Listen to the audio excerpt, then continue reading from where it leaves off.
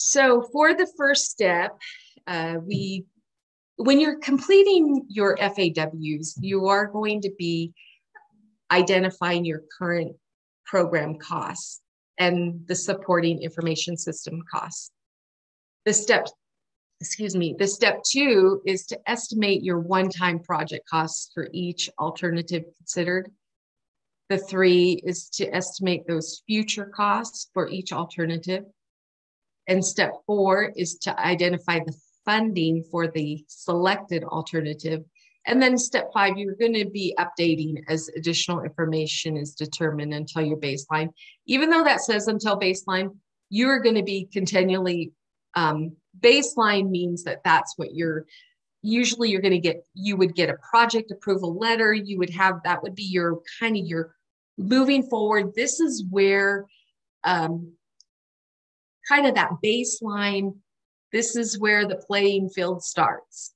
So if you end up, like we talked about before, using more or less, there could be different solutions that you have to go forward with. But this is only talking about that until that project approval. For the purposes of this training, it's just going over what do we do to once we get to that baseline FAWs. So who do you involve? We know that the core team for the PAL development is your program, the admin and procurement, the project management, the IT support system, the information security, the enterprise architecture, and the budget office. So all of those little pieces of the pie make up the whole team, the core team. And all of those in separate entities will be involved during the development of the PAL project overall, and also during the FAW development. However, when your first step to determine your current operation costs, typically your program business sponsor would have a complete understanding of the current program and be able to assist in identifying what's involved in this current program, what IT portions, what manual processes.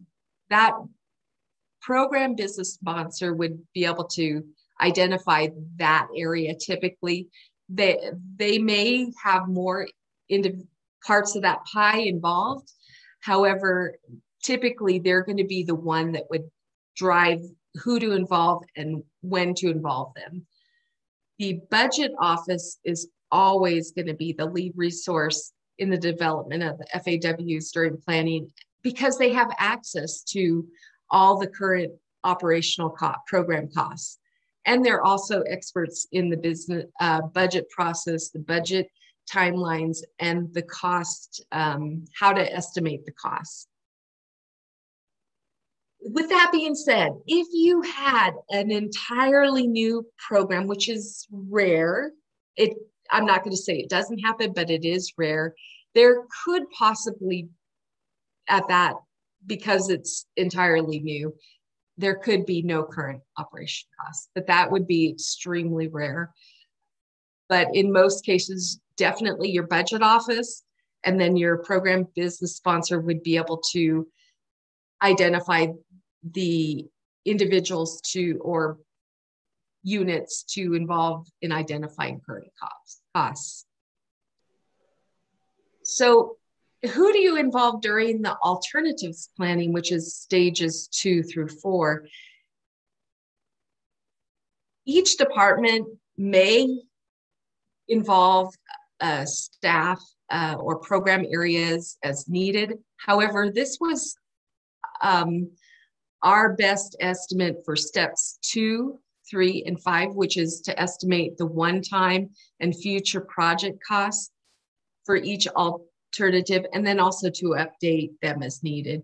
You would be involving, of course, the program, that is involved with the project, the admin and procurement. The admin and procurement, they're going to know more of the staffing needs, what it takes for planning. They're also going to assist with the procurements and the market research. So of course, you're going to be involving your that portion of your department. You would also be involving your project management team within your project based on your the role that they have, the timeline, and also the project manager would also be ensuring that they have the appropriate subject matter experts for each particular area. Because how sometimes if you have a fairly manual process and you're going more to an automated process, you have to know who to involve, who in the IT do you need to involve, who in the information security, so that you can involve the right people to determine what is it going to take for this project to be successful. Do you have the right staff? Do you have the right estimated software solution that you believe would be the right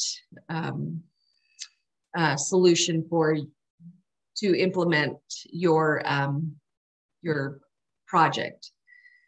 You're also going to have your security people looking at making sure that they're going to oversee and they're going to validate your security and your information to make sure that whatever you are implementing, that you have considered those aspects of to ensure that if it's a new solution, do you have the appropriate security? Do you have the appropriate IT safeguards in place, the privacy safeguards? You also would be involving your enterprise architecture group, because they would be the ones that would know what is currently the architecture for the department. What are the concepts that they currently have in place? What are the solutions that would be able to join with what they currently have, so that they're not reinventing the wheel in some aspects, but also that it will marry the current system and the current architecture for the department. And then of course, the budget office will be highly used as a leader in developing those financial analysis worksheets, because they know all the dates, the deadlines, the type of documentation needed when you need, say, a budget change proposal. They're going to be instrumental in helping the department get the right documentation to make sure that they can request the right number of staff, that they have all those areas identified, and they would be able to assist in that area.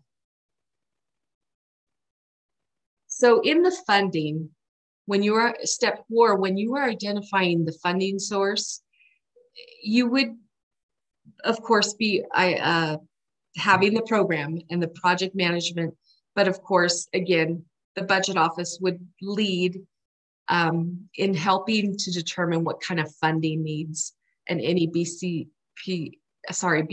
development and timing and processes.